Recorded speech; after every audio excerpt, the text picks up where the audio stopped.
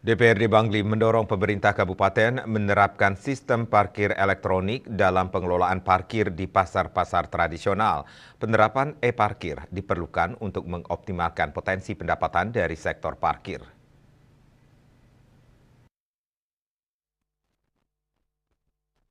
Wakil Ketua DPRD Bangli Ikomang Charles usai memimpin rapat kerja dengan sejumlah OPD di DPRD Bangli, Rabu 7 Agustus mengatakan pihaknya sudah menyarankan ke OPD terkait agar untuk pemungutan parkir supaya seperti di Rumah Sakit Umum Bangli, tidak lagi pakai sistem manual. Tidak hanya di pasar menurutnya, jika memungkinkan e-parkir diberlakukan di semua kantong parkir.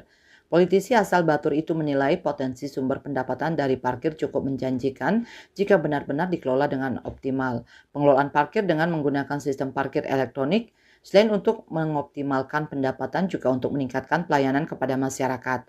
Tak hanya membahas soal parkir, dalam rapat tersebut pihaknya juga mendorong Pemka Bangli meningkatkan pelayanan kebersihan di pasar.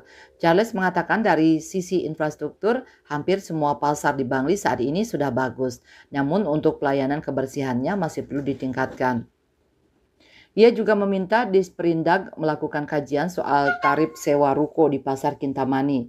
Dia mengungkapkan berdasarkan aspirasi masyarakat terdapat ketimpangan yang sangat jauh terkait nilai sewa ruko di Pasar Kayu Ambo dengan Pasar Kintamani.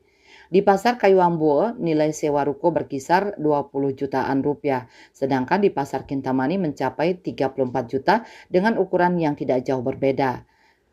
Dari Disperindak beralasan soal nilai sewa ruko itu dasarnya appraisal. Dayu Swasrina Bali Post melaporkan.